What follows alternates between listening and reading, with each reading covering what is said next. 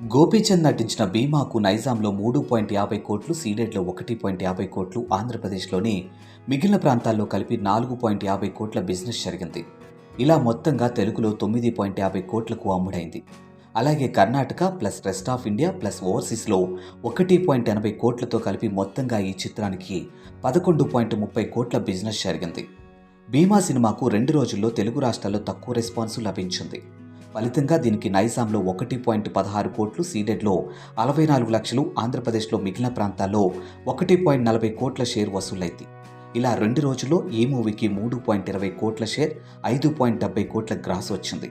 ఇంకా ప్రపంచవ్యాప్తంగా ఎంత వచ్చిందంటే ఆంధ్ర, తెలంగాణలో 2 రోజుల్లో 3.20 కోట్లు వచ్చింది. అలాగే ఈ cinema Karnataka plus rest of India plus ఓవర్సీస్లో కలిపి 35 లక్షలు మాత్రమే వసూలు చేసింది. వీటితో కలుపుకుంటే 2 రోజుల్లో ఈ చిత్రానికి 3.55 కోట్ల షేర్తో పాటు 6.45 కోట్ల గ్రాస్ వచ్చింది. అంటే 8.45 కోట్లు రాబడితే ఈ సినిమా క్లీన్ హిట్గాను నిలుస్తుంది. విశ్వక్సేన్ నటించినటువంటి లేటెస్ట్ మూవీ గామి.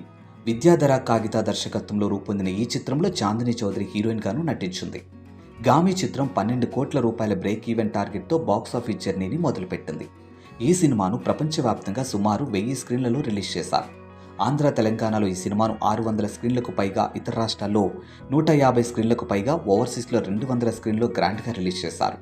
2 రోజుల్లో ఇంకా ప్రపంచవ్యాప్తంగా ఎంత వచ్చిందంటే గామి మూవీకి ఆంధ్ర, తెలంగాణలో 2 రోజుల్లో 4.65 కోట్లు వచ్చింది.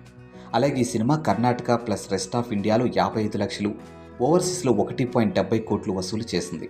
వీటితో కలుపుకుంటే 2 రోజుల్లో ఈ చిత్రానికి 6.90 కోట్ల షేర్తో పాటు 15.10 కోట్ల గ్రాస్ వచ్చింది. అంటే మరో 4.10 కోట్లు రాబడితేనే ఈ సినిమా క్లీన్ హిట్గాను నిలుస్తుంది.